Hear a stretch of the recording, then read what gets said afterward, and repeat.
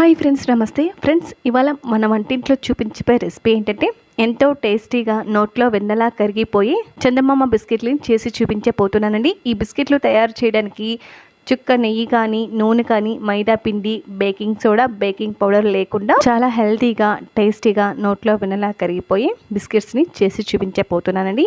ఇప్పుడు పిల్లలకి స్కూళ్ళు స్టార్ట్ అయ్యాయి కదండి. పిల్లలు స్కూల్ నుంచి ఇంటికి వచ్చేసరికి వాళ్లకు స్నాక్స్కి తినడానికి ఇలా గోధుమ పిండితో బిస్కెట్లు చేసి పెట్టామంటే చాలా ఇష్టంగా తింటారంటే చాలా బాగుంటాయి ఈ బిస్కెట్లు. సో ఇక లేట్ చేయకుండా ఈ బిస్కెట్లని ఎలా తయారు చేయాలో వీడియోలోకి వెళ్ళి చూద్దామండి. ఇదిగోండి, ఇక్కడ ఒక మిక్సీ జార్ తీసేసుకొని దాంట్లోకి ఒక 3/4 కప్ వరకు పంచదార వేసుకోవాలి. ఈ పంచదారని మెత్తగా పౌడర్గా చేసేసుకోవాలండి. పంచదారని మెత్తగా పౌడర్ చేసుకున్న తర్వాత పక్కన పెట్టేసుకోవాలండి. ఇప్పుడు ఒక బౌల్లోకి 1 కప్ వరకు పచ్చి వెన్నని వేసుకోవాలండి. ఈ వెన్నని నేను ఇంట్లో తయారు చేసిన వెన్న వేసుకున్నానండి. మీరు కావాలంటే బయట తెచ్చుకున్న బటర్ని కూడా వాడుకోవచ్చండి. అలాగే ఈ వెన్న అనేది కూలింగ్ లో ఉండకూడదండి, రూమ్ టెంపరేచర్ లో ఉండాలి. ఇదిగోండి, ఇక్కడ వెన్నని మన స్పూన్ తో ఈ విధంగా బీట్ చేసేసుకోవాలండి. కొంచెం క్రీమీగా రావాలండి వెన్న అనేది. ఇదిగోండి, ఇక్కడ వెన్నని బీట్ చేసుకున్న తర్వాత మీకు చూపిస్తున్నాను చూడండి ఫ్రెండ్స్. చాలా స్మూత్ గా ఉంది కదా, క్రీమీగా ఉంది కదా. ఇప్పుడు దీంట్లోకి మనం ముందుగా గ్రైండ్ చేసుకున్నాం కదా పంచదార పౌడర్ ని వేసేసుకోవాలండి మొత్తం అంతాను. ఫ్రెండ్స్, మీరు కావాలంటే ఈ వెన్న ప్లేస్ లో నూనెను కానీ నెయ్యిని కానీ వేసుకోవచ్చండి.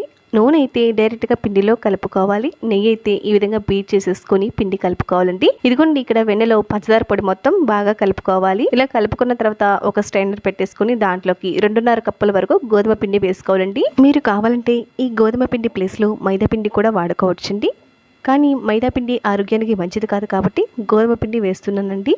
ఇప్పుడు ఈ గోధుమ పిండిని చక్కగా జల్లించుకోవాలండి. ఇలా జల్లించుకున్న తర్వాత దీంట్లోకి 1 స్పూన్ వరకు ఇలాచీ పౌడర్ వేసుకోవాలి. అలాగే ఒక 1/2 స్పూన్ వరకు సాల్ట్ వేసుకోవాలండి. ఈ బిస్కెట్స్ లో సాల్ట్ వేసుకుంటే భలే టేస్టీగా ఉంటాయండి బిస్కెట్లు అనేవి. ఇప్పుడు దీన్ని వెన్న అలాగే గోధుమ పిండి మొత్తం అంతా కలిసేలాగా ఒకసారి కలిపేసేసుకోవాలి. అలాగే పిండి కలిపేటప్పుడు కొంచెం గట్టిగా ఉందనుకోండి, 2-3 స్పూన్ల వరకు పాలు కలుపుకోండి. కాచి చల్లార్చుకున్న పాలు కలుపుకోవాలండి. మనం ఈ పిండిని మరీ చపాతీ పిండి కలిపినట్టు కలపకుండా కొంచెం పొడిగా, కొంచెం పిండి ముద్దలాగా అయ్యేలాగా కలుపుకోవాలండి. అలాగే ఈ పిండిని ఒక చాపింగ్ బోర్డు మీద కానీ లేదా శుభ్రమైన టైల్ మీద కానీ ఈ పిండిని ఈ విధంగా వేళ్లతో పరుచుకోవాలి. ఎక్కడ క్రాక్ లేకుండా చుట్టూరా ఇలా రౌండ్ షేప్ లో వేళ్లతో ఒత్తుకోవాలండి. అలాగే పైన క్రాక్స్ ఏమేమి వచ్చాయనుకుంటే కనుక ఇలా చపాతీ కర్రతో లైట్ గా ప్రెస్ చేస్తూ ఇలా అదుపుకుంటూ దీన్ని కొంచెం నున్నగా చేసుకోవాలండి. ఈ పిండి నేను ఇదిగోండి ఈ వీడియోలో చూపిస్తున్నట్లుగా చేసుకోవాలండి. ఇప్పుడు బిస్కెట్స్ ని బేక్ చేసుకోవడానికి ఒక స్టీల్ ప్లేట్ లో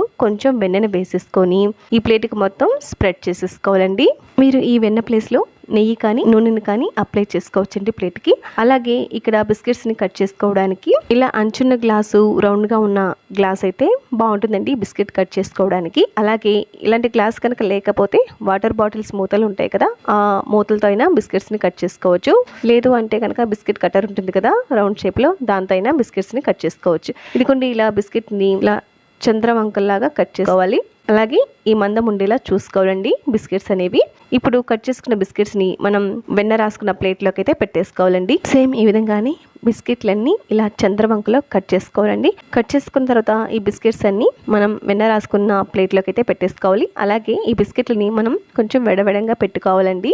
ఇప్పుడు ఈ కట్ చేసుకున్న బిస్కెట్స్ ని మనం బేక్ చేసుకుందామండి. ఇక్కడ ఒక వెడల్పాటి గిన్నెని పెట్టేసుకొని మధ్యలో ఒక స్టాండ్ కానీ లేదా ఇసుక కానీ సాల్ట్ కానీ వేసేసుకొని మూత పెట్టేసుకుని హై ఫ్లేమ్ లో బాగా వేడి చేసుకోవాలండి. బాగా వేడి చేసుకున్న తర్వాత మూత తీసేసుకొని ఈ బిస్కెట్స్ పెట్టుకున్న ప్లేట్ ని పెట్టేసుకోవాలి సెంటర్ కిను. ఇలా సెంటర్ లో ప్లేట్ పెట్టుకున్న తర్వాత మూత పెట్టేసుకుని స్టవ్ ని లో టు మీడియం ఫ్లేమ్ లో పెట్టేసుకొని ఒక 10 నుంచి 15 నిమిషాల పాటు ఈ బిస్కెట్స్ ని బేక్ చేసుకోవాలండి. ఇదిగోండి, ఒక 15 నిమిషాల తర్వాత మీకు బిస్కెట్స్ ని చూపిస్తున్నాను చూడండి. ఇలా టూత్ పిక్ తో గుచ్చుకున్న తర్వాత క్లీన్ గా వచ్చిందంటే బిస్కెట్స్ చక్కగా బేక్ అయ్యాయండి. ఒకవేళ పచ్చిదనం ఉందనుకోండి, మరొక 10 నిమిషాల పాటు మూత పెట్టేసుకొని ఈ బిస్కెట్స్ ని బేక్ చేసుకోవాలండి. ఇలా బిస్కెట్స్ బేక్ అయిన తర్వాత స్టవ్ ఆఫ్ చేసేసుకొని ఈ ప్లేట్ ని కిందకి దించేసుకోవాలండి.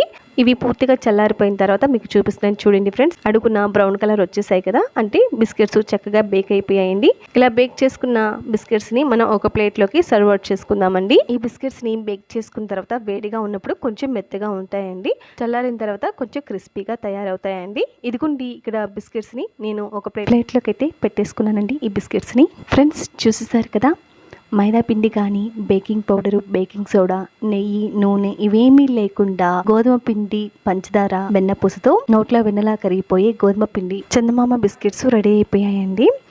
పిల్లలకి స్కూల్ నుంచి ఇంటికి రాగానే ఈ విధంగా హెల్తీగా టేస్టీగా బిస్కెట్స్ చేసి పెట్టారండి, చాలా ఇష్టంగా తింటారండి. ఇలా తిన్న వెంటనే అలా నోట్లో కరిగిపోతాయండి ఈ బిస్కెట్స్ అనేవి. ఎందుకంటే ఒక బిస్కెట్ విరిపి చూపిస్తున్నాను చూడండి, చాలా తేలికగా తునిగిపోతాయండి ఈ బిస్కెట్స్ అనేవి. అదే పెద్దవాళ్ళు అయితే టీ టైమ్ స్నాక్స్ కింద ఈ బిస్కెట్స్ని తినవచ్చండి, చాలా టేస్టీగా ఉంటాయండి.